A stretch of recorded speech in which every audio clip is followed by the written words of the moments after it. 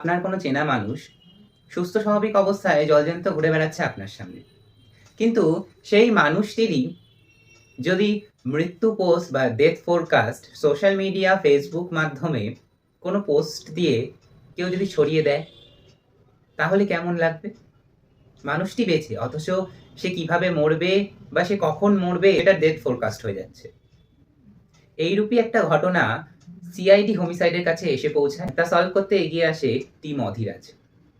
হয়তো বুঝতেই পেরে গেছেন আমি কোন বইয়ের কথা বলছি। আজকে আমার রিভিউ এর বিষয় সায়ন্তনী পুততুণ্ডের লেখা অধীরাজ সিরিজের একটি বই সর্বনাশিনী। চলুন আজকে এই বইটা নিয়ে কিছু কথা বলা যাক।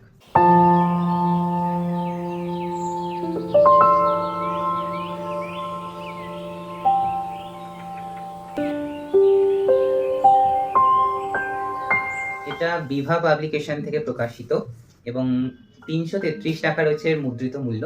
আর এটা হচ্ছে অষ্টম মুদ্রণ এই বইটার। এটা আমি রিসেন্টলি গিফট পেয়েছি এবং এটা একটা হার্ড কভার বাইন্ডিং বই। এর আগে বিভা পাবলিকেশন এখন হার্ড কভার বাইন্ডিং আনছে বেশ কিছু বইতে। এটার জ্যাকেট কভারটা আর এর প্রচ্ছদটা সেম, ভেতরকার বোর্ড বাইন্ডিংটা। তো বিভা পাবলিকেশন সাধারণত বোর্ড বাইন্ডিং খুব একটা আনে না।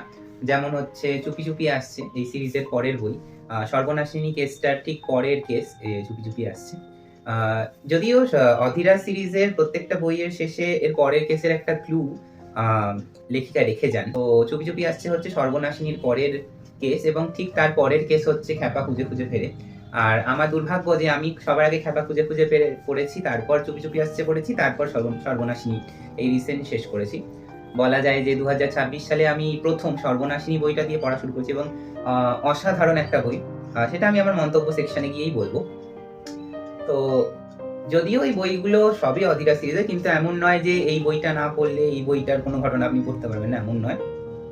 এই বইগুলোকে আপনি as a stand alone novel হিসেবেও পড়তে পারেন, আপনাদের কোনো অসুবিধা হবে না। মোট পৃষ্ঠা সংখ্যা 271টি এবং এই বইটিকে লেখিকা উৎসর্গ করেছেন ডক্টর মৃন্ময় নন্দীকে। এটির প্রচ্ছদ অঙ্কন করেছেন স্বপন কুমার চন্দ। এবার আসছি সর্বনাশিনী কেসটির চরিত্রদের উপরে। আমাদের সর্বনাশিনী অধীরাজ সিরিজের একটি কেস হওয়ার দরুন এখানকার মুখ্য চরিত্র গোয়েন্দা অধীরাজ, আর তার সহযোগী, তার সহকর্মী এবং বিশিষ্ট অ্যাসিস্ট্যান্ট অর্ণব, রয়েছেন ডক্টর অসীম চ্যাটার্জি, এডিজি শিশির সেন, আহেলি, আর এখানে রয়েছে ভিকটিমদের পরিবারের বিভিন্ন লোক এবং বিভিন্ন মানুষ। অনেক উপন্যাসের চরিত্র আছে। চলুন আসা যাক এই বইটার মধ্যে যে ঘটনাটা আছে তার একটা সামারি নিয়ে। ভিডিওর প্রথমেই আমি যে ঘটনাটা বললাম, সিআইডি হোমিসাইডের কাছে এসে পৌঁছায় সর্বনাশিনী নামক একটি প্রোফাইলের কেস, যেখানে সর্বনাশিনী জলজ্যান্ত মানুষদের ডেথ ফোরকাস্ট করছে এবং ঠিক 7 থেকে 8 দিনের মাথায় গিয়ে সেই মানুষটি খুন হচ্ছে এই সর্বনাশিনীর হাতে। তো সেই প্রোফাইলটাকে হ্যাক করে বা সেই প্রোফাইলটার পিছনে কে রয়েছে সেটা জানার জন্য টিম অধীরাজ লেগে পড়ে নিজেদের কাজে। 3টে মার্ডারের পর চতুর্থ ভিকটিমের ডেথ ফোরকাস্ট হওয়ার পর চতুর্থ ব্যক্তিটি বা চতুর্থ ভিকটিমকে কড়া নজরে রাখা হয়, কিন্তু তার সত্ত্বেও খুন হয়ে যায় সেই চতুর্থ ব্যক্তি। এবং কেসে তদন্ত করতে করতে জানা যায় যে খুনি টার্গেট করছে শহরের বিত্তশালী মানুষদেরকে এবং এক অজানা বিষের মাধ্যমে বারংবার মার্ডার করছে সেই ভিকটিমদেরকে। এই অজানা বিষটি অনেক তদন্ত করার পর সিআইডির ফরেন্সিক এক্সপার্ট ডক্টর অসীম চ্যাটার্জি খুঁজে বার করেন, যার নাম জানা যায় অ্যামাটক্সিন এক্স, বিশিষ্ট একটি ছত্রাক থেকে আসে। তো সেই বিষটি প্রয়োগ করে খুনি প্রত্যেকটা ভিকটিমকে মার্ডার করেছে এবং এটি এমনই একটি বিষ যেখানে জানা যায় যে এই বিষটি প্রয়োগ করার সাথে সাথে খুব একটা বেশি ট্রেস পাওয়া যায় না এই বিষের। তো বেশ ইউনিক একটা ওয়েপেন, কারণে পোস্টমর্টম রিপোর্টে বারবার কোনো প্রকারেরই বিষ বা কোনো প্রকারের টক্সিনের কোনো চিহ্নই পাওয়া যাচ্ছিল না। প্রথম দিকে তো অধীরাজ কোনো প্রকার ক্লুই পাচ্ছিল না যে কি করে ধরবে। ইভেন ওই প্রোফাইলটার মাধ্যমেও সাইবার হ্যাকারদের সাহায্যে কোনো প্রকার কোনোভাবেই কিছু কেস সলভ করাই যাচ্ছিল না। কিন্তু অধীরাজ যেই মুহূর্তে কেসটা সলভ করবে মনে হলো, ঠিক তখনই আবার কেসটার মোড় ঘুরে গেল এবং যে খুনি হিসেবে ধরা দেবে বলেছিল সে আসল খুনি নয়, বরং লুকিয়ে রয়েছে এর পিছনে অনেক বড় রহস্য ও অনেক বড় একটা পাকা মাথা। খুনি ও অধীরাজের মধ্যে যেন চলতে থাকে একটি দাবা খেলার প্রতিযোগিতা। দাবা খেলার দুই প্রান্তে দুই প্রতিদ্বন্দ্বী, অধীরাজ এবং অপরাধী খুনি। দেখার পালা যে অধীরাজ কি করে এই কেসটিকে সলভ করবে এবং কিভাবে সেই অসম্ভব বুদ্ধিসম্পন্ন নারী ধরা দেবে অধীরাজের জালে। তো সবকিছু জানতে গেলে আপনাকে পড়ে দেখতে হবে এই বইটি, অর্থাৎ সর্বনাশিনী, অধীরাজ সিরিজের একটি বই। আই গেস অধীরাজ সিরিজের এইটা হোমিসাইডে আসার পর থেকে প্রথম বই ছিল আমার যতদূর মনে হয়। তারপর সর্বনাশিনীর পরে চুপি চুপি আসছে এবং তারপর খ্যাপা খুঁজে ফেরে। তো খ্যাপা খুঁজে ফেরের একটা ডিটেল রিভিউ আমার চ্যানেলে করা আছে, আমি সেটা মেনশন করে দেবো, যদিও আমি এই বইটা আবারও পড়ছি। আর চুপি চুপি আসছে আমি গত বছরই পড়ে শেষ করে দিয়েছি। এটাও কিন্তু অসাধারণ একটা উপন্যাস, এটাও বেশ ইউনিক একটা প্লট দিয়ে গড়ে তোলা একটা উপন্যাস।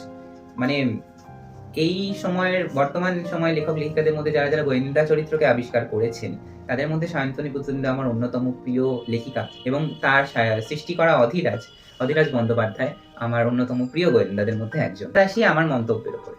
টান থ্রিল তো রয়েইছে, কিন্তু যে মুহূর্তে গিয়ে মনে হবে যে এইবার হয়তো গল্পটা শেষ, কিন্তু না, ঠিক ওইখান থেকেই আবার একটা কনফিউজিং মোড় আসবে, যেখানে স্টোরি আবার ঘুরে যাবে। প্রথম ক্ষেত্রে যাকে ভিকটিম হিসেবে ধরা হচ্ছিল সে ভিকটিম নয়, তো তার পিছনে আরো অনেক বড় একজন পাকা খেলোয়াড় লুকিয়ে রয়েছে যে পুরোপুরি ভাবে এই চালটা চালছে। তো তাকে ধরতে গিয়ে আরো কেস বেশ কিছুটা এগোবে এবং অনেকটা শেষে গিয়ে পুরোপুরি কেসটা সলভ করা যাবে। সাধারণত আমি গোয়েন্দা কাহিনীগুলোতে যে কাহিনীগুলো পড়ে থাকি, শেষ আস্তে আস্তে আমি ধরতে পেরে যাই যে কে খুনি হতে পারে, কিন্তু সর্বনাশিনী কেসটাতে আমি এক্সপেক্ট করিনি যে এত বড় একটা টুইস্ট রয়েছে। শুধুমাত্র সর্বনাশিনী কেন, আমি এই সিরিজে যে কটা বই পড়েছি বা যে কটা ছোট গল্পই পড়েছি অধীরাজ সিরিজের বহুরূপী বইটা থেকে, তো এই সিরিজে যে কটা বই পড়েছি আমি ধরতেই পারিনি যে এই ব্যক্তিগুলোই খুনি, এবং এ আমাদের চোখের সামনে থাকা সত্ত্বেও আমরা বিভ্রান্তের মতো খুঁজে বেড়াচ্ছি। তো অধীরাজও প্রথম দিকটা কিছুটা আঁচ করতে পারেনি, যদিও পরবর্তীতে সবটাই সে জেনে খুনিকে ধরে। অধীরাজ সিরিজ পড়া আমার এত প্রিয় শুধুমাত্র ডক্টর অসীম চ্যাটার্জির জন্য। উনি বেশ মজাদার একটা চরিত্রের মানুষ, ওনার চরিত্রটাকে যেভাবে মজাদার হিসেবে ফুটিয়ে তুলেছে, এবং অধীরাজ এবং তার মধ্যে যে সবসময় খুনসুটি ও একটা বন্ধুত্বের সম্পর্ক, সিরিয়াস কোনো থমথমে মুহূর্ত যদি হয়ে থাকে, ওনার চরিত্রের বর্ণনা করলে বা ওনার কাজকর্ম কথাবার্তা শুনলে তো আমার সবসময়ই হাসি পেয়ে যায়। তো ওনার চরিত্রের জন্য আমার এই উপন্যাসগুলো পড়তে আরো ভালো লাগে।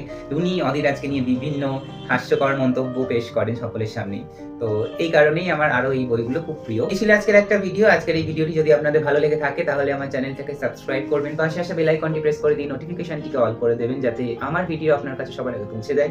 ততদিন ভালো থাকবেন, সুস্থ থাকবেন, নিজের শরীরে খেয়াল রাখবেন, stay safe and spread good knowledge.